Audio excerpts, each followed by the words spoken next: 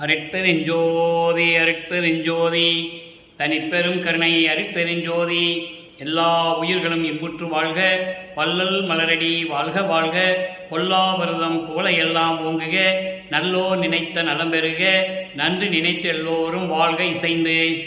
உலக மக்களே, அறிவார்ந்த அன்பர்களே, ஆன்மநேய ஒருமைப்பாடுடைய அன்பர்களே, வல்லப்பமான நமக்கு அள்ளிய திருவருட்பாவில் 3ஆம் திருமுறையில் பதிகம் 7 இன்ப புகழ்ச்சி என்ற பதிகத்தில் இருக்கின்ற பாடலுடைய விளக்கங்களை பார்த்து கொண்டிருக்கிறோம். இன்ப புகழ்ச்சி மொத்தம் 10 பாடல்களை கொண்டது. ஒவ்வொரு பாடலிலும் இறைவனுடைய பெருமையை புகழ்ந்து சொல்லுவது, அந்த புகழ்ந்து சொல்வதனால் கிடைக்கிற இன்பம், அதான் இன்ப புகழ்ச்சி. இன்று நாம் 3வது பாடலை பார்க்க போகிறோம். இந்த பாடலை பார்ப்பதற்கு முன்னால், இந்த பிரபஞ்சம் தோன்றிய காலத்திலிருந்தே 4 யுகங்களிலும், கிரேதயுகம், திரேதயுகம், துவாரயுகம், கலியுகம், இந்த 4 யுகங்களிலுமே சமயங்களும் மதங்களும் மார்க்கங்களும் சூழ்ந்திருந்தன. சமயத் தலைவர்கள், மத தலைவர்கள், மார்க்கங்களுடைய தலைவர்கள் எல்லாம் அவர்கள் கருத்துக்கு ஏற்றபடி அவருடைய அறிவினுடைய விளக்கத்துக்கு ஏற்றபடி ஆலயங்களை அமைத்து, அந்த ஆலயத்திற்கு தேவையான தலைவனுடைய பெயரை சூட்டி, சமயத் தலைவன், மத தலைவன், மார்க்கத்தினுடைய தலைவன் அவருடைய பெயர்களை எல்லாம் சூட்டி அந்த இடத்திற்கு தேர்வு செய்து, அதுக்கான உண்டான இடத்திலே கோயிலை கட்டி, அதற்கு தேவையான உருவ வழிபாட்டு முறைகளுக்கு தேவையான பாடல்களை அமைத்து, அதற்கான நேரத்தை அமைத்து மக்களை வழிபட செய்து விட்டார்கள்.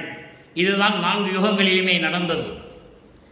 அந்த காலகட்டங்களில் இந்த 4 யுகங்களிலுமே சமயங்களும் மதங்களும் மார்க்கங்களும் இனி தேவையில்லை, அவருடைய ஆயுள் காலமெல்லாம் முடிந்துவிட்டது என்ற நிலை வரும்போது, அருட்பெருஞ்சோதி ஆண்டவர் சமரச சுத்த சன்மார்க்கத்தை உருவாக்கி அதை செயலாற்றுவதற்காக ஒரு மகனை ஒரு தாயின் வழியாக இந்த மண்ணுலகை வருவிக்க செய்தார். அப்படி வருவிக்க உற்றவர்தான் நமது இறைவன் வல்லற்பெருமானவர்கள். அவர்கள் சமயங்களும் மதங்களும் மார்க்கங்களும் சூழ்ந்திருந்த காலகட்டத்தில் இந்த மண்ணுலகை வருவிக்க உற்று 9 ஆண்டுகள் வரையிலும் அவருடைய சுய நினைவில், சுய மார்க்கத்தில் இல்லை. காரணம், அவருக்கு மறைப்பு நிலை இருந்தது. இறைவனால் வருவிக்க உற்றார் என்ற நிலையில் இருந்தாலும் கூட மறைப்பு நிலை இருந்தது.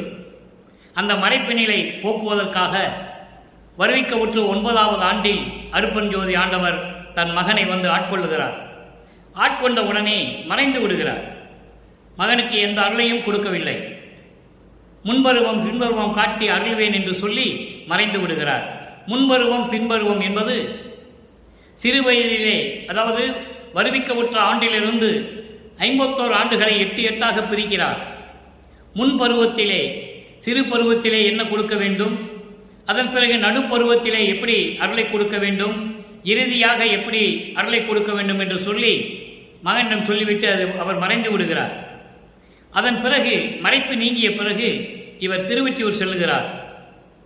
திருவொற்றியூரிலே அப்போது தியாகராஜ பெருமானை வழிபட்டுக் கொண்டிருக்கிறார்கள் உலக மக்கள். அவர் சைவ சமயத்தை சேர்ந்த இறைவன் தியாகராஜ பெருமான். தியாகராஜ பெருமான், நடராஜன், சொக்கநாதன், இவங்கெல்லாம் அதாவது ஈஸ்வர மூர்த்திகள் என்று சொல்லுவார். தட்சிணாமூர்த்தி, அருள்மூர்த்தி, அட்டமூர்த்தியை, இப்படி 8 மூர்த்திகள் என்று சொல்லுவார். அப்போ அப்படிப்பட்ட மூர்த்திகளுடைய கூட்டத்தின் தலைவர்கள் தான் இவர்களெல்லாம் ஒன்றா சேர்ந்தது. அப்போ சுத்த சன்மார்க்கத்துடைய நிலை நமது இறைவன் வல்லற்பெருமான் அவர்களுக்கு தெரியாது. குழந்தை பருவத்தில் இருந்து கொண்டிருக்கிறார். அப்போ அவருக்கு தெரியாது. அந்த காலகட்டங்களில் திருவொற்றியூருக்கு போய் எப்படியாவது தியாகராஜ பெருமானை பார்க்கணும், அந்த காலகட்டங்களில் அதான் நடந்து கொண்டு இருக்கிறது, பார்க்கணும்னு சொல்லி அங்கே திருவொற்றியூர் போகிறார். திருவொற்றியூர் போகும்போது இவரை பார்த்து காட்சி கொடுத்தவர் மறைந்து விடுகிறார். அதன் பிறகு இவர் தெருவிலே நின்று கொண்டிருக்கும் போது திருவிழா வீதி வருகிறது. உலகியலிலே என்ன சொல்லுவாங்க, பவனி வருகிறதுன்னு சொல்லுவாங்க. தேரில் இழுத்துட்டு வருவாங்க, சிலையெல்லாம் வச்சு பூ போட்டு அலங்காரம் பண்ணி தேர் இழுத்துட்டு வருவாங்க. அதை பார்ப்பதற்காக இவர் அங்கே நின்று கொண்டிருக்கிறார் திருவொற்றியூரிலே. இவரை பார்த்த உடனே தியாகராஜ பெருமான் தெருவழியாக ஓடுகிறார். இவங்கிட்ட சிக்கக்கூடாது, இப்போ சிக்கக்கூடாதுன்னு சொல்லி ஓடுறார். ஏன்னா தியாகராஜ பெருமானுக்கு தெரியும், இவன் வருவிக்க உற்றவன், பிற்காலத்தில் இந்த பிரபஞ்சத்தை ஆளப்போகின்றவன் இருந்து தியாகராஜ பெருமானுக்கு தெரியும். ஆனால் அவரும் ஒன்றும் சொல்லலை. இவரை திரும்பி பார்க்காம ஓடிட்டு இருக்கிறார். இப்படியேதான் சூழ்நிலைகள் நடந்து கொண்டிருக்கின்றன. இவர் நாரையை தூதனுப்புகிறார், கிளிகளை தூதனுப்புகிறார், எந்த பலனும் இல்லை. அப்போ இனிமேல் திருவொற்றியூருக்கே போகக்கூடாதுன்னு சொல்லி வீட்டிலே தங்கிக்கிறார். அவர் அறையிலே தங்கிட்டு இருக்கும்போது தியாகராஜ பெருமான் இவரை தேடி வருகிறார். இதெல்லாம் இதுக்கு முன்னால் இந்த பதியத்தில் நம்ம பார்த்தோம். இப்போ இன்ப புகழ்ச்சியிலே என்ன நடந்து கொண்டு இருக்கிறது? உள்ளம் இவர்கிட்ட சொல்லுது. உள்ளத்தை தாயாக வர்ணனை செய்து, தன்னை ஒரு பெண்ணாக வர்ணனை செய்து, இறைவனை கணவனாக வர்ணனை செய்து, அதாவது காதலனாக. இவர் காதலி, தியாகராஜ பெருமான் காதலன். உள்ளம் சொல்லுது, தாய் சொல்லுது மகள்கிட்ட. தாய் சொல்லுகிறாள், அவன் கழுத்தில் மாலை போட்டு பாம்பை அணிந்து கொண்டு இருக்கிறான். அதாவது காலை வாகனம் கொண்டவன், திருவொற்றியூர் இருக்கின்ற இறைவன். இப்படியெல்லாம் இருக்கின்றவனை போய் நீ விரும்பிவிட்டேயே, அவனுக்கு உண்ண உணவு இல்லை, உடுக்க உடை இல்லை, இருக்க இடம் இல்லை. அப்படிப்பட்டவனை காதலித்து நீ என்ன பயனடைய போகிறாய் என்று தாய் மகளிடம் கேட்கிறாள். உலகிலே இது நடப்பது சகஜம். ஒரு மகள் ஒருத்தனை காதலிக்கும் போது அது தாய்க்கு தெரிந்து விட்டால் தாய் விசாரிப்பாள், அவன் யார், எப்படிப்பட்டவன் என்று.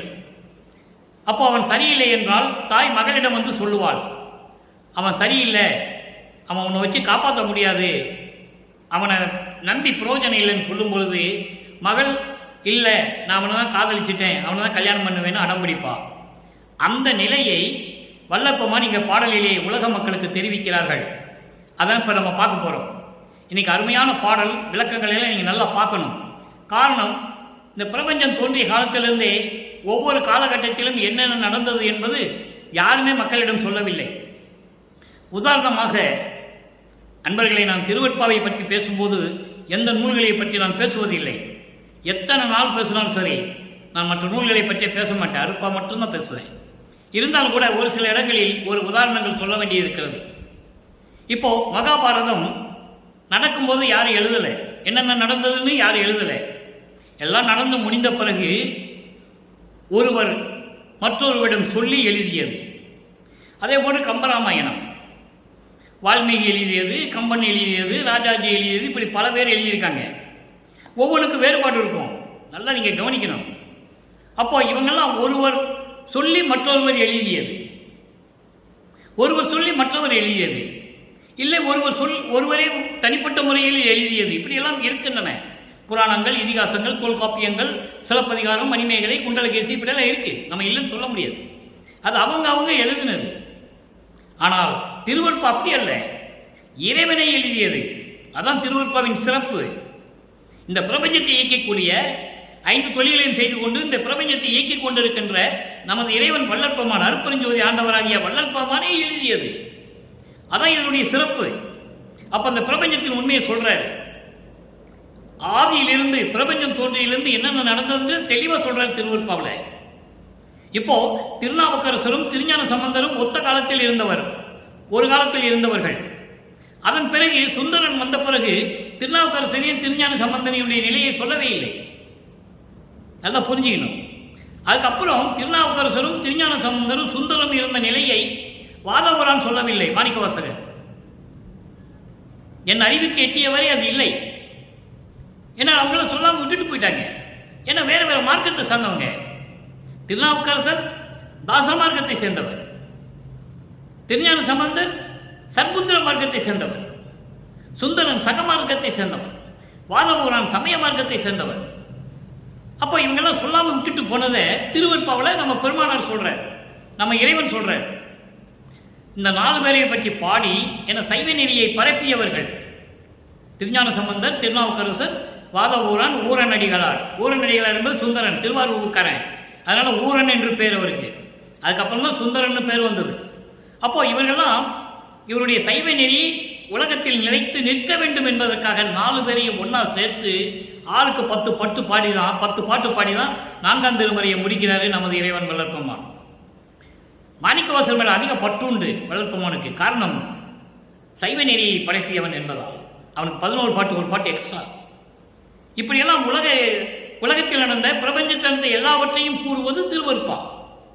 இப்போ இந்த பாடல் அது வருது, அதனால சொல்ல வேண்டிய காலகட்டாயம் வந்து விட்டது. இந்த பாடலை பாருங்க. கடுத்தால் களத்தார் கரித்தோளார் கண்ணால் மதனை கரி செய்தார், உடுத்தார் முன் ஓர் மண் ஓட்டை ஒழித்தே தொண்டனோடும் வழக்கு தொடுத்தார். பாம்பும் புலியும் மெச்சி துதிக்க ஒரு கால் அம்பலத்தில் எடுத்தார். அன்றோ மகளே நீ ஏதுக்கு அவரை விளைந்தனையே. இது பாடல். உள்ளம் சொல்லுது மகள்கிட்ட, உள்ளம் சொல்லுது, இந்த பார் மகளே, அவன் லேசானப்பட்டவன்ல தியாகராஜ பெருமான், நல்ல கேட்டுக்கோ. விஷத்தை உண்டு பார்க்கடலை கடையும் போது அந்த பாம்பு விஷத்தை கக்குகிறது அமுதத்திலே. இதை சாப்பிட்டால் வானவர்கள் அழிந்து விடுவார்கள் என்பதற்காக சிவபெருமான் அதை உண்டு கழுத்திலே நிறுத்தி கொண்டவன். அப்படிப்பட்டவன் ஒற்றியூரில் இருக்கிறான் தியாகராஜ பெருமான் சொல்லிட்டு. அதோடு மட்டுமல்ல, யானையை கொன்று தோலை உரிச்சி ஆடையா கட்டிட்டு இருக்கான். உடுக்க ஆடை இல்லை, தோலை உரித்து கட்டி கொண்டு இருக்கிறான். மதனை நெற்றிக்கண்ணால் எரித்து சாம்பலாக்கியவன். கண்ணால் மதனை கரி செய்தார், நெற்றிக்கண்ணால் காமனை எரித்து சாம்பல் செய்தவன். உடுத்தார் முன் ஓர் மண் ஓட்டை ஒழித்தே தொண்டரோடு வழக்கு தொடுத்தார். இங்கே தொண்டன் என்பது சுந்தரன். நல்லா கவனிக்கணும், தொண்டன் என்பது சுந்தரன். சுந்தரன் கிட்ட பார்க்கும்போது சுந்தரன் பார்த்துக்கிட்டே இருக்கிறான். இவர் ஒரு மண் ஓட்டை, மண், அது திருவோடு, மண் ஓடு, மண் சட்டி. மண் சட்டியை பிச்சை எடுக்கிறதுக்காக, சாப்பாடு போய் பிச்சை எடுக்கிறதுக்காக மண் சட்டியை வச்சுக்கிறத பார்த்துட்டான் சுந்தரன். சுந்தரன் பார்த்துட்டான், என்ன நீ மண் சட்டியை வச்சிருக்க? இல்லப்பா நான் பிச்சை எடுக்க போனேன் அப்படின்றான். யாரு? தியாகராஜ பெருமான். அப்ப எனக்கு பிச்சை எடுத்து கொடு, நீ தானே என்னை படைச்ச. இங்க பாரு, நான் போய் பிச்சை எடுக்க மாட்டேன் தெருவில், இனிமே எனக்கு சோறு நீ தான் போகணும், நீ பிச்சை எடுத்து கொடுன்னு சொல்லி இவன் பிச்சை எடுக்க சொல்றான். வாக்குவாதம் நடக்குது, வாக்குவாதம் நடக்குது. சுந்தரனுக்கும் தியாகராஜ பெருமானுக்கும் திருவாரூர்ல வாக்குவாதம் நடக்குது. அப்படிப்பட்ட இறைவன் தியாகராஜ பெருமான் சொல்றார். இதை திருவடி புகழ்ச்சியிலே நமது இறைவன் வல்லப்பமானவர்கள் தெளிவாக சொல்லுவார்கள். இன்தொண்டர் பசியர கச்சூரின் மனைதொரும் இறக்க நடை கொள்ளும் பதம். இன்தொண்டர் சுந்தரன், சுந்தரனுக்கு பசிய போக்கணுங்கிறதுக்காக தெரு தெருவா போய் பிச்சை எடுத்தவன் என்று சொல்லுகிறார். அதான் இங்க சொல்றாரு, தொண்டனோடு வழக்கு தொடுத்தார். பாம்பும் புலியும் துதிக்க, ஒரு பாம்பும் புலியும் உன்னை துதிக்க ஒரு காலத்தில் நீ அவனுக்கு அருள் செய்தாய். பாம்புக்கும் புலிக்கும் நீ அருளை கொடுத்தாய். அருளை கொடுத்தவன் அப்படிப்பட்ட இறைவன் தியாகராஜ பெருமான். மகளே உனக்கு என்ன செய்வான் அதை சொல்லு. நியாயம்தானே? தாய் மகளிடம் கேட்பது நியாயம்தானே? உள்ளம் வல்லப்பமானிடம் கேட்கிறது. இப்படியெல்லாம் இருக்கின்ற இறைவன் உனக்கு என்ன செய்வான் அதை சொல்லு முதல்ல.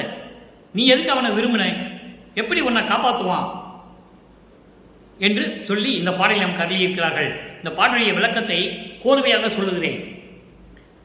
விஷம் உண்டு கழுத்திலே நிறுத்தியவன், யானை தோலை உரித்து ஆடையாக உடுத்தியவர், நெற்றிக்கண்ணால் மதனை எரித்து சாம்பலாக்கியவர், முன்னால் ஒரு காலத்தில் மண் ஓட்டை, அதாவது மண் சட்டி, மண் சட்டியிலே பிச்சை எடுக்கும்போது சுந்தரன் பார்த்து விட்டான்.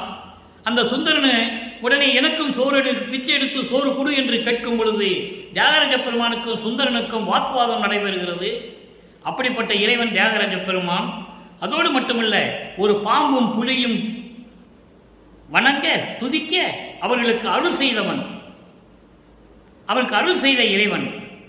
அப்படிப்பட்ட இறைவன் உனக்கு என்ன கொடுப்பான்? நீ எப்படி நம்ம அவனை காதலிக்கிற? உன்னை எப்படி காப்பாற்றுவான்? ஒரு தாய் மகளிடம் கேட்பது போல, உள்ளம் தன்னிடம் கேட்பது போல உலக மக்களுக்கு தெரிவிக்கிறார். எப்படி? இப்படிப்பட்ட இறைவன், விஷம் உண்டு கழுத்திலே கொண்டு நிறுத்தி கொண்ட இறைவன், யானையை தோலை உரித்து ஆடையாக உரித்து கொண்ட இறைவன், நெற்றிக்கண்ணால் மதனை சாம்பலாக்கிய இறைவன், ஒரு காலத்தில் மண் பாத்திரத்திலே பிச்சை எடுத்து சுந்தரனோடு வாக்குவாதம் செய்து பிச்சை எடுத்து கொடுத்த இறைவன், பாம்பும் புலியும் துதிக்க அவர்களுக்கு அருள் செய்த இறைவன். இப்படிப்பட்ட இறைவனை நான் விரும்பி விட்டேன், நான் காதலித்து விட்டேன். உலக மக்களே எனக்கு என்ன செய்ய போகிறான் என்று தெரியவில்லை, உலக மக்களுக்கு தெரிவிக்கிறார். அப்போ அவருடைய நிலையை நீங்கள் நல்லா புரிஞ்சுக்கணும். அந்த நிலையில் அவர் இருக்கிறார். அப்போ அவருக்கு சுத்த சன்மார்க்கம் தெரியாது. ஆக இந்த பாடலை இப்போ விளக்கம் உங்களுக்கு புரிஞ்சிருக்கும். இப்படிப்பட்ட நிலையில் சமரச சுத்த சன்மார்க்கத்தை பெற்ற பிறகு இதோட நம்ம முடிச்சுட்டு போக முடியாது. ஏன்னா வல்லப்பமானவர்கள் வரிக்க விட்டு 200 ஆண்டுகள் கடந்து விட்டது. எல்லாமே அதை தான் சொல்லிட்டு இருக்காங்க. அவர் பிறந்தாரு, திருவீட்டூருக்கு போனார், அங்கே போனார், இங்கே போனார், வந்தார், இப்போ மறைஞ்சிட்டாரு, இதான் சொல்லிட்டு இருக்காங்க. அது அப்படி அல்ல. அவர் இதற்காகவே வருவிக்க உற்றவர், திருவிளையாடலுக்காக. அப்பனும் மகனும் சேர்ந்து திருவிளையாடல் செய்கிறார்கள். அதை நீங்க மனசுல வச்சுக்கணும். அருட்பெருஞ்சோதி ஆண்டவர் சமரச சுத்த சன்மார்க்கத்தை உலக மக்களுக்கு தெரியப்படுத்துவதற்காக. காரணம், இந்த சமயங்களும் மதங்களும் மார்க்கங்களும் அழியக்கூடிய காலம் வந்து விட்டது. அப்ப அந்த நிலைக்கு பிறகு ஒரு மார்க்கம் மக்களுக்கு வேண்டும், சமரசமான ஒரு மார்க்கம். அந்த மார்க்கத்தை உலக மக்களுக்கு தெரியப்படுத்தி நிலைநாட்ட வேண்டும் என்பதற்காக திருவிளையாடல் செய்து தனது மகனை ஒரு தாயின் வழியாக இந்த மண்ணுக்கு வருவிக்க செய்தார் என்பதை இங்கே நான் சொல்லிக் கொள்வதில் பெருமைப்படுகிறேன். இந்த கருத்தை நான் பதிவு செய்ய கடமைப்பட்டிருக்கிறேன். இப்போ சமரச சுத்த சன்மார்க்கத்தை பெற்ற பிறகு பாருங்க, அற்புதமாக இருக்கும். அங்கே தியாகராஜ பெருமான் சொல்லுவாரு, கழுத்தில் விஷத்தை உண்டு கழுத்தில் நிறுத்துவன் சொல்லுவாரு, எப்படியோ உருவகப்படுத்துவார். காரணம், சமயங்களும் மதங்களும் மார்க்கங்களும் அப்படித்தானே 4 யுகங்களிலும் சொல்லிக் கொண்டிருந்தன. நிலை மாறுகிறது. சுத்த சன்மார்க்கம் துலங்கிவிட்டது. சமரச சுத்த சன்மார்க்கத்தை மகனிடம் கொடுத்தாகிவிட்டது. அதன் பிறகு மகனுடைய நிலை என்ன? 6ஆம் திருமுறை 26 தற்போத இழப்பு. தற்போத இழப்பு என்றது தான் என்கின்ற ஒரு உணர்வை இழந்து போவது. அதாவது மனம் அலைபாய்வது. மனம் ஒரு நிலையில் இல்லை. காரணம், சமயங்களிலும் மதங்களிலும் மார்க்கங்களிலும் இருந்த நிலை வேறு. இப்ப சுத்த சன்மார்க்கத்துக்கு வந்தாச்சு. அப்ப அதனுடைய நிலைகள் எல்லாம் இப்ப நினைக்கும் போது இவருக்கு எப்படி இருக்கும்? மனம் அலைபாய்கிறது. அதான் தற்போத இழப்பு என்று சொல்கிறார். அதிலே 3வது பாடல், 3ஆம் திருமுறையிலே இன்று நாம் பார்த்த இன்ப புகழ்ச்சியினுடைய 3வது பாடலுக்கு தற்போத இழப்பிலே 3வது பாடலில் ஒரு விளக்கம், சுத்த சன்மார்க்க விளக்கம். இறைவன் கூட எப்படி சண்டை போடுறாங்கன்றதை நீங்க நல்லா கவனிக்கணும். வல்லப்பம்மனை பத்தி யார் சொன்னாங்க? 200 வருஷமா யாருமே சொல்லலையே, பொதுவாக பேசினார்கள், அவ்வளவுதான். அவன் இறைவன் என்ற அந்த நிலையை யாருமே மக்களிடம் சொன்னதில்லை. இப்ப சொல்றாரு பாருங்க, இகத்து இருந்த வண்ணம் எல்லாம் மிகத்திருந்த அருள் பெயர் இன்ப வடிவம் சிறியேன் முன் புரிந்த தவத்தால் சகத்து இருந்தார் காணாதே சிறிது கண்டுகொண்ட தரம் நினைத்து பெரிது இன்னு காண்போம் என்று அகத்து இருந்த என்னை புறத்தை இழுத்து விடுத்ததுதான் ஆண்டவானின் அருள் செயலோ மறு செயலோ அறியே. மகத்து இருந்தார் என்னளவில் என் நினைப்பார் அந்தோ மனம் ஆளை பாய்கின்றது கான் மன்றில் நடத்தரசே. அங்கே திருவற்றில் இருக்கின்ற இறைவன் சொல்லுவார். இங்கே சமரச சுத்த சன்மார்க்கத்தை பெற்ற பிறகு அருட்பெருஞ்சோதி ஒரே ஆண்டவர் தான். அவர் வடலூரில் இருக்கிறார். இந்த பிரபஞ்சத்துக்கே சரி, வடலூரில் தான் இருக்கார் அருட்பெருஞ்சோதி. இப்போ இந்த பாடலுடைய விளக்கம் பாருங்க, நல்லா கவனிக்கணும். அதாவது, உன்னாலே இந்த மண்ணுக்கு வருவிக்க உற்று நான் இந்த மண்ணுவிலே இருந்த வகையில் எல்லா அருளையும் பெற்ற உனது பேரின்பமான வடிவம் இருக்கிறதே, ஞான தேகம், அருள் வடிவம். அந்த வடிவத்தை நான் முன் புரிந்த தவத்தால் கண்டுகொண்டேன். முன் புரிந்த தவம் என்பது என்ன? நல்லா கவனிக்கணும். முன் புரிந்த தவம் என்பது 4 யுகங்களிலுமே நான் இருந்ததை சொல்லுகிறார். ஊழிது ஒரு ஊழி உழப்பராது ஓங்கி வாழை என்று எனக்கு வைத்த நன்னிதி என்று சொல்லுவார். ஊழிது ஒரு ஊழி உளவினும் அழியா உடம்பை அடித்தனன் என்று சொல்லுவார்.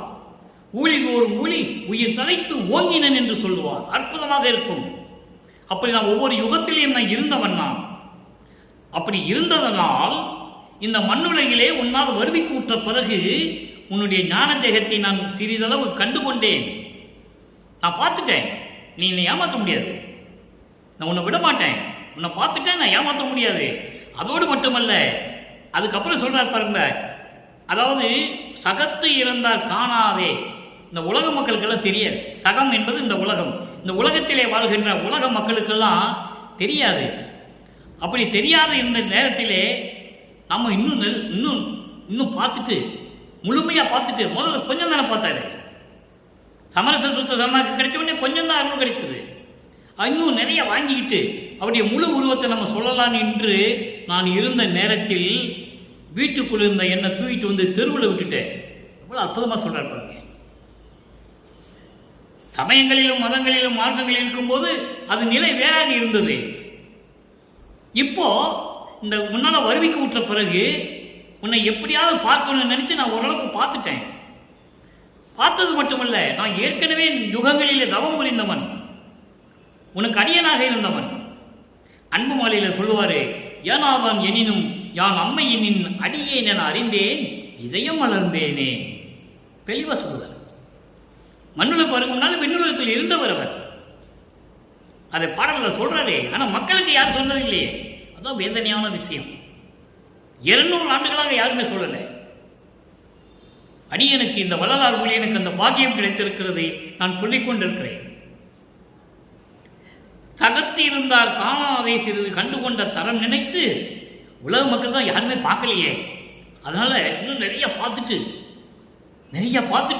நிறைய அருளை பெற்றுக்கொண்டு அப்புறம் சொல்லலாம்னு நான் இருந்தேன். ஆனா நீ என்ன பண்ண?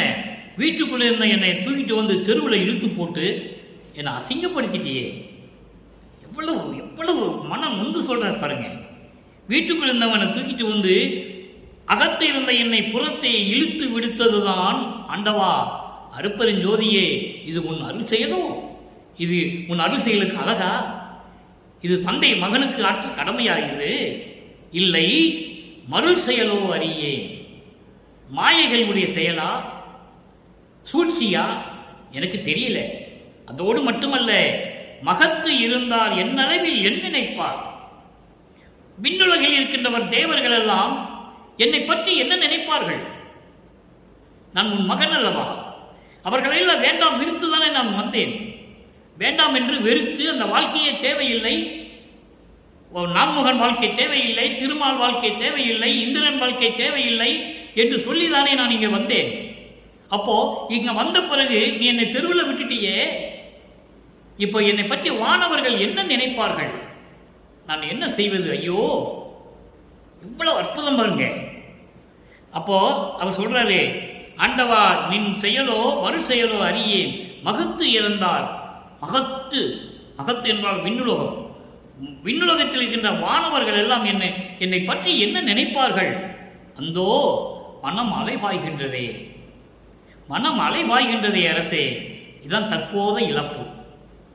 முனைப்பு என்று சொல்வார்கள். தற்போதத்துக்கு முனைப்பு என்று சொல்வார்கள். முனைப்பு என்பது இதுதான். தற்சுதந்திரம் இழப்பது, அவமானப்படுவது, இழிவு செயலை ஏற்றுக்கொள்வது, இதெல்லாம் தற்போதும் இழப்பு என்று சொல்லுவார்கள். மனம் அலைவாய்கிறது கான் மன்றில் நடத்த அரசே. சத்தியஞான சபையிலே அருள் நடனம் செய்து கொண்டிருக்கின்ற என் அருட்பெருஞ்சோதி ஆண்டவரே, என் தந்தையே, இது நியாயமா? இது தர்மமா? இது நீதியா? கேட்கிறார். அடுத்து பாருங்க, பதிகம் 28 அபயத்திறன். இப்போ அடைக்கலமாகணும், அதனுடைய வலிமை என்ன? இறைவன்கிட்ட அடைக்கலம் ஆயிடுச்சுன்னா அதனுடைய திறன் என்ன? அது எப்படி இருக்கும்? அடுத்தவர் மயங்கி மதித்திட நினைத்தேன். எப்போ? சமயங்களிலும் மதங்களிலும் மார்க்கங்களில் இருக்கும்போது மனம் போனபடி. அங்கே கொள்கையே கிடையாது, எந்த கொள்கையும் கிடையாது, எந்த நீதி கிடையாது, எந்த நெறியும் கிடையாது. அப்போ மனம் போனபடி நான் இருந்தேன். அடுத்தவர் மயங்கி மதித்திட நினைத்தேன். அடிக்கடி பொய்களே புனைந்து எடுத்து எடுத்து உரைத்தேன். எப்போ பார்த்தாலும் பொய் தான் சொல்லிட்டு இருந்தேன். வேற வழி இல்லை, எனக்கு ஒன்றுமே தெரியாது. நீ வாட்டி விட்டுட்டு போயிட்ட, மகனே நீ மண்ணுலகத்துக்கு போடான்னு சொல்லி நீ விட்டுட்டு போயிட்ட. எனக்கு என்ன தெரியும்? அப்போ எனக்கு மறைப்பு இருந்தது. நான் அப்படி தான் இருந்தேன், பொய் சொல்லிட்டு இருந்தேன். மற்றவங்க என்னை மதிக்கணுங்கிறதுக்காக நான் தெரிஞ்சுக்கிட்டு இருந்தேன். ஆணவத்தோடு இருந்தேன். எனக்கு நிகர் யாரும் இல்லை என்று ஆணவத்தோடு இருந்தேன். அகங்கரித்து இருந்தேன். அகங்காரமாக தெரிஞ்சுக்கிட்டு இருந்தேன். கொடுத்தவர் தம்மையே மிக உபசரித்தேன். எனக்கு உதவி செஞ்சவங்களுக்கு மட்டும்தான் நான் மரியாதை கொடுத்தேன். எனக்கு உதவி செய்யாதவங்க நான் மரியாதை கொடுக்கவே இல்லை. கொடுத்தார் தம்மை இழந்து உரைத்தேன். நடு தயவு அறியேன். எப்படி சமரசமாக இருப்பது? எப்படி தயவோடு இருப்பது?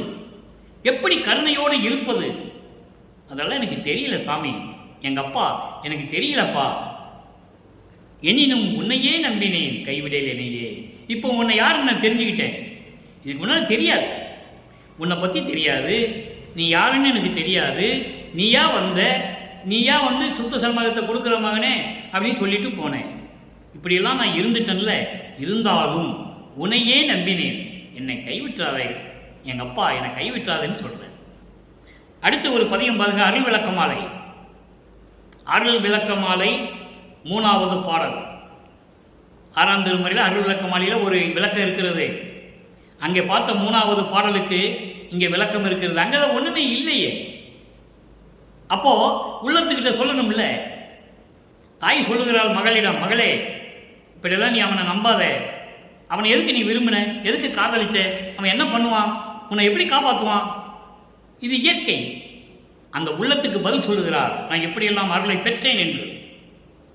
இன்புற நான் எய்ப்பிடத்தை பெற்ற பெரு வைப்பே, ஏங்கிய போது என்று எந்தனை தாங்கிய நல் துணையே, அன்புற என்னுள் கலந்தே அன்னிக்கும் அமுதே, அச்சமெல்லாம் தவிர்த்து என்னை ஆட்கொண்ட குருவே, என் பருவம் புரியாத என்னை மணந்த பதியே, எச்சையுற்றபடியெல்லாம் எனக்கு அருளும் துறையே, இன்பர மெய் அன்பருக்கே பொது நடஞ்சை அரசே, தூய திருவடிகளுக்கு என் சொல்லும் அணிந்த அருளே. இது பாடல். இந்த பாடலை விளக்கம் பாருங்க, அற்புதமான விளக்கம். நீங்க கேள்விப்பட்டிருக்கவே மாட்டீங்க. இந்த விளக்கத்தை யாரும் சொல்லியிருக்க மாட்டாங்கல்ல, சொன்னாதானே உங்களுக்கு தெரியும்.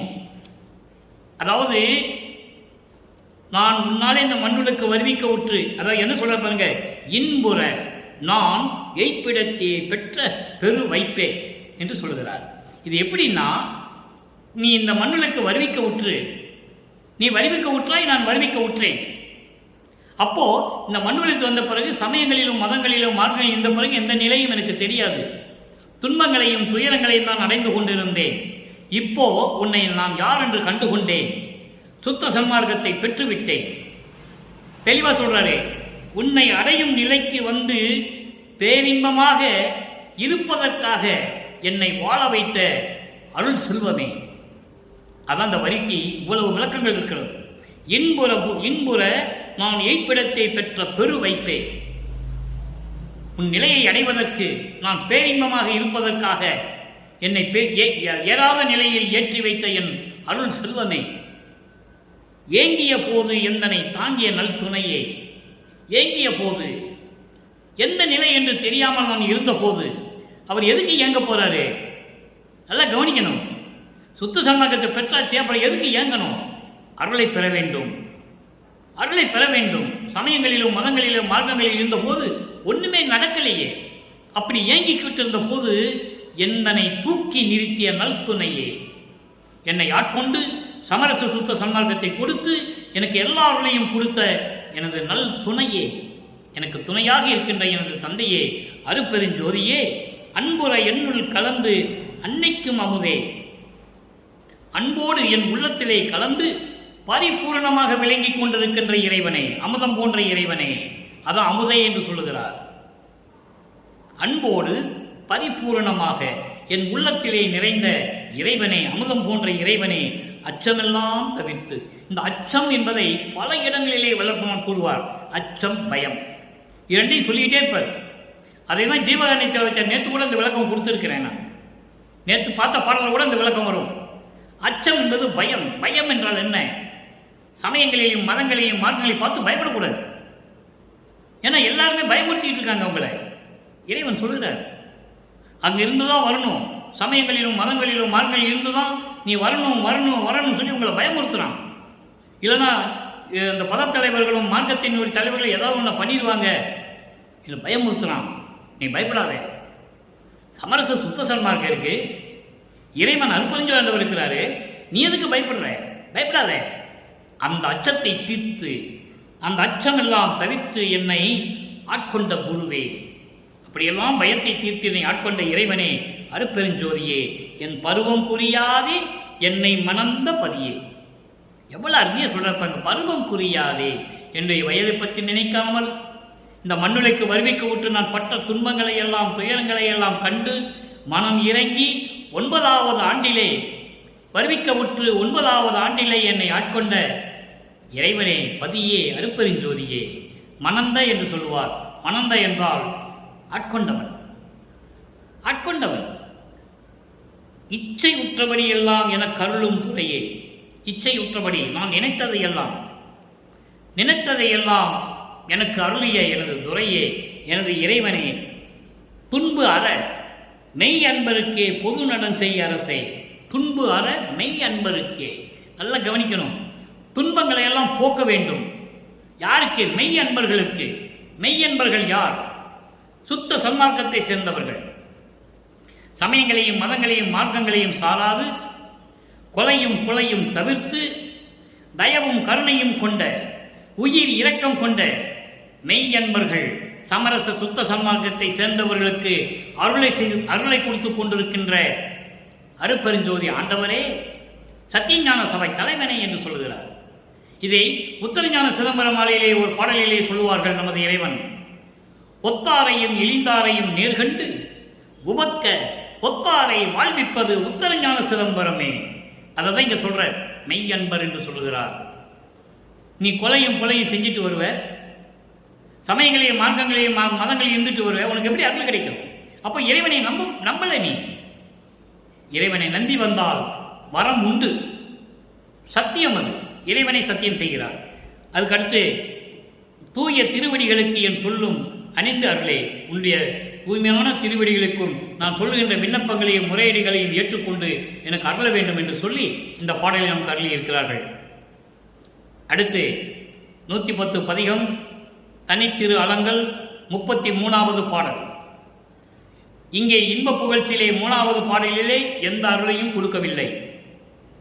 தாய் மகளிடம் சொல்லிக் கொண்டிருக்கிறாள், அவ்வளவுதான், உன்னை காப்பாற்ற மாட்டான், நீ ஒன்றும் பண்ண முடியாது, நீ எதுக்கு அவனை விரும்பின, எதை நினைச்சு விரும்பின அப்படின்னு கேட்கும்போது அதற்கு பதில் தருகிறார்.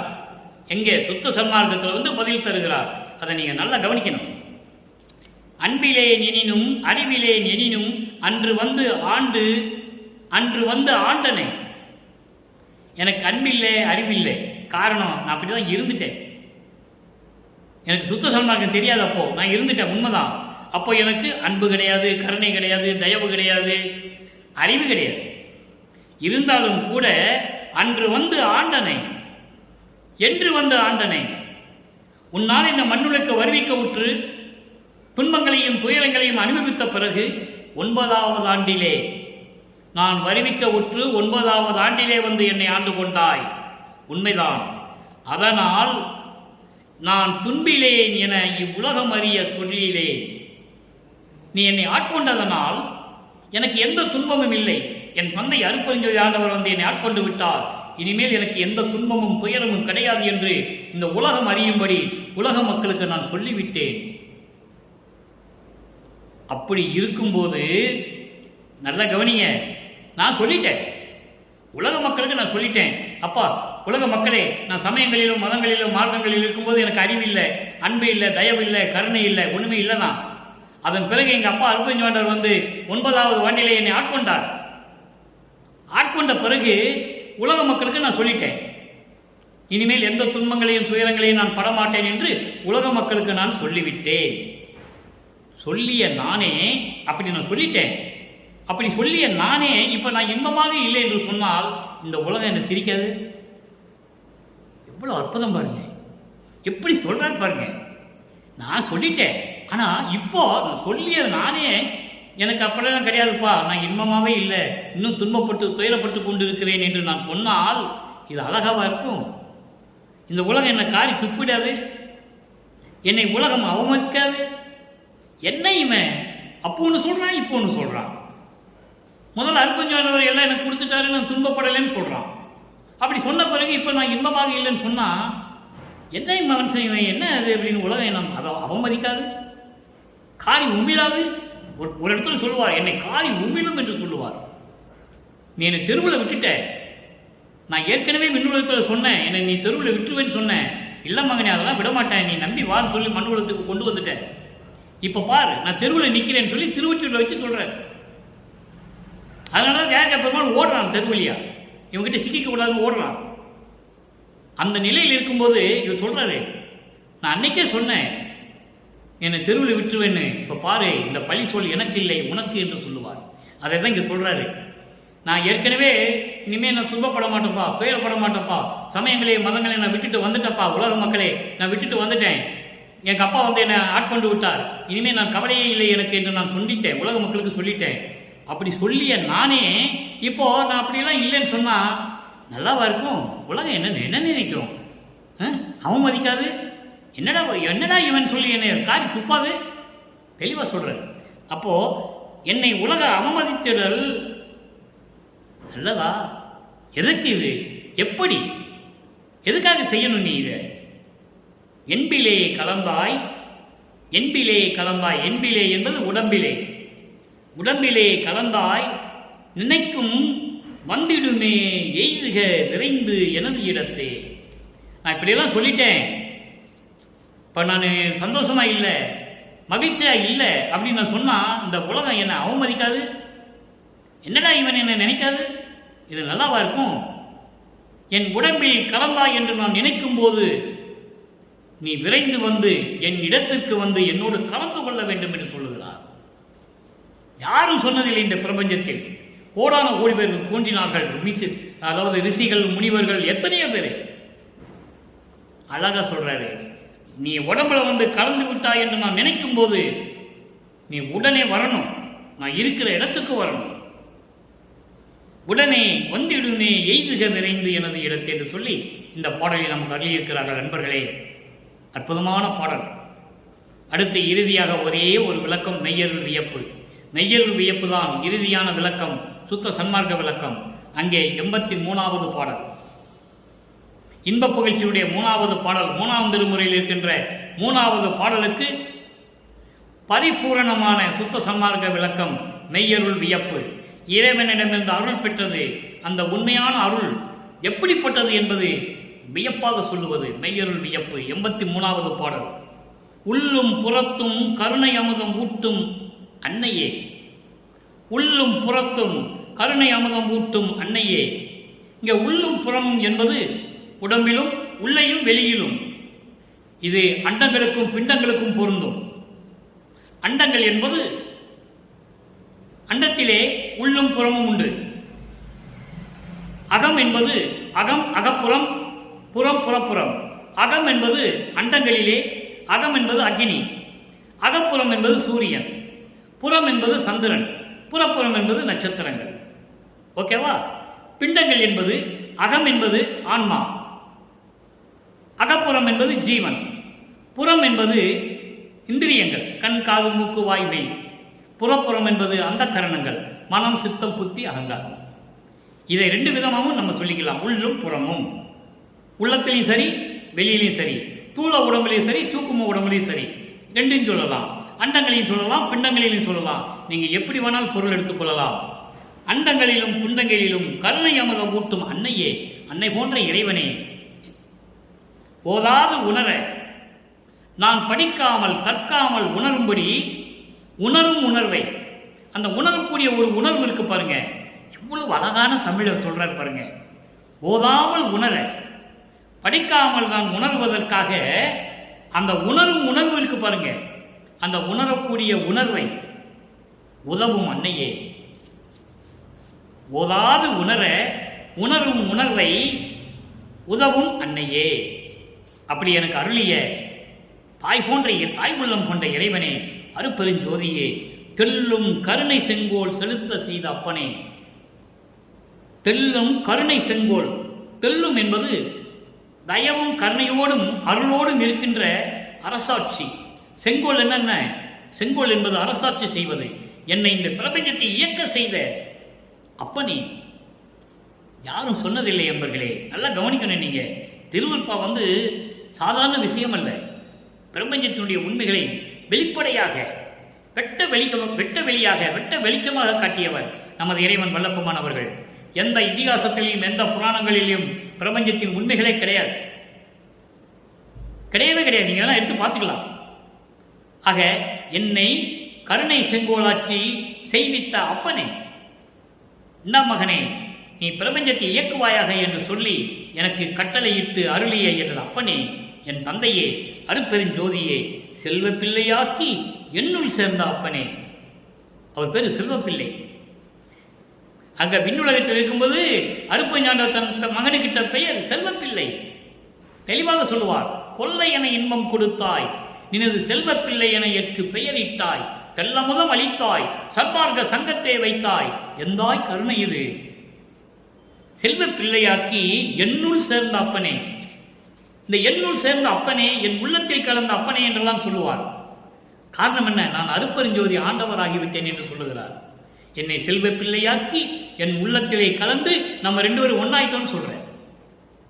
நான் தானானான், தான் நானானான், நானும் தானும் ஆனோம் என்று சொல்லுவார். அற்புதமாக இருக்கும். இதெல்லாம் யாரும் சொன்னதில்லை. வானா நான் என்னுள் குல்லாவுகின்ற கோமானே, அற்புதமா சொல்லுவார். ஐவகம் புலிலும் என்பால் அளித்தனை அது கொண்டு செய்வகை தெரிவித்து என்னோடு சேர்ந்து இருத்தல் வேண்டும். எல்லாத்தையும் கொடுத்தாச்சு. இப்ப ஈக்கிறது யாரு? வளர்ப்புமா. பிரம்மன், திருமால், ருத்திரன், மகேஸ்வரன், சதாசிவம் ஆயுள்காலம் முடிந்து விட்டது. முடிந்ததனால் தானே இவரை வருவிக்க செய்தார் அருட்பெருஞ்சோதி ஆண்டவர். சதாசிவத்துக்கு 51 ஆண்டுகள் பாக்கி இருக்கும் போது, எப்போ 43,20,000 வருஷத்துல 51 வருஷம் பாக்கி இருக்கு சதாசிவனுக்கு. அந்த 51 வருஷத்துக்கு பிறகு இந்த பிரபஞ்சத்தை இயக்க ஒரு ஆள் வேண்டும் சொல்லுதானே தன் மகனை இங்கே வரவழைத்தார், வருவிக்க செய்தார். சமயங்களும் மதங்களும் மாற்றங்களும் பொய்ன்னு சொல்லணும், அதில் ஒண்ணுமே இல்லைன்னு சொல்லணும். ஏன்னா 4 யுகத்திலேயே நடந்துருச்சு. அப்போ இவர் தனியா வந்து ஆகாய மார்க்கத்திலிருந்து வந்து சொன்னா மக்கள் நம்ப மாட்டான். இப்பவும் நம்பல, அது வேற விஷயம். ஏன்னா மக்கள்கிட்ட யாரும் சொல்லலை. இப்போ அப்படி வரும்போது இதெல்லாம் சார்ந்துதான் வரணும். சார்ந்து வந்த பிறகுதான் அதுல சொல்ல முடியும், அதுல ஒண்ணுமே இல்லைன்னு சொல்ல முடியும். புரியுதுல உங்களுக்கு? அப்போ அதனாலதான் சமயங்களிலும் மதங்களிலும் மார்க்கங்களிலும் இருக்க சொன்னது. அதுக்கப்புறம் தான் சுத்த சன்மார்க்கத்தை கொடுத்து உலக மக்களுக்கு இது பொய்ன்னு சொல்லிட்டுன்னு சொல்லிட்டார். பொறித்த மதம் சமயமும் பொய் பொய்யே அவற்றில் புகுதாதே, சிவம் ஒன்றே பொருள் என கண்டறிமே. சிவம் என்பது என்ன? அருட்பெருஞ்சோதி. அருட்பெருஞ்சோதி தான் கடவுள். பொருள் என்ன? கடவுள். அருட்பெருஞ்சோதி தான் கடவுள். மீதெல்லாம் பொய்யின்ட்டார்.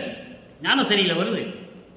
ஆக நண்பர்களே, அப்படிப்பட்ட நிலையில் இருக்கின்ற இறைவனை நாமும் வணங்க வேண்டும். சுத்த சன்மார்க்கத்தில் முதலில் சேர வேண்டும். சுத்த சன்மார்க்கம் என்பது ஒரு ஒரு ஒரு மார்க்கம், தனிப்பட்ட மார்க்கம். சுத்த சன்மார்க்கம்னா என்ன? கொலையும் கொலையும் தவிர்க்கணும். உயிரிடத்தில் தயவும் கருணையோடு இருக்கணும். உருவ வழிபாடு இருக்கக்கூடாது, ஜோதி வழிபாடு தான் இருக்கணும். இந்த சமயங்களையும் மதங்களையும் மார்க்கங்களையும் சார்பட்ட அந்த சங்கற்ப விகற்பங்கள் இருக்கக்கூடாது. ஆராதனை பண்ணுறது, அபிஷேகம் பண்ணுறது, அர்ச்சனை பண்ணுறது, திருநீர் பூசிக்கிறது, உத்திராட்சி கட்டை போட்டுக்கிறது, இந்த குறியீடுகள் இருக்கக்கூடாதுன்னு சொல்றார். அகவல்ல சொல்லுவார், குணமுறிகள் குறித்திடாது என்னை அனங்கர கலந்த அன்பன நட்பேன்னு சொல்லுவார். எந்த குறியீடுகளும் இருக்கக்கூடாது. அப்படிப்பட்ட நிலையில் இருக்கின்ற மார்க்கம் தான் சுத்த சன்மார்க்கம். அந்த மார்க்கத்தில் இருந்து கொண்டு இறைவனை வணங்கி இறைவனுடைய அருளையும் செல்வங்களை எல்லாம் பெற்றுக்கொண்டு இந்த வையகத்திலே நோய் நொடி இல்லாமல் நோயற்ற வாழ்வில் நீங்கள் வாழ வேண்டும் என்று இறைவனுடைய தயவோடையும் கருணையோடையும் வாழ்த்தி இந்த வள்ளலார் ஊழியன் விடைபெறுகிறேன். மீண்டும் நாளை சந்திப்போம். நன்றி, வணக்கம். அருட்பெருஞ்சோதி, அருட்பெருஞ்சோதி, தனிப்பெரும் கருணை அருட்பெருஞ்சோதி.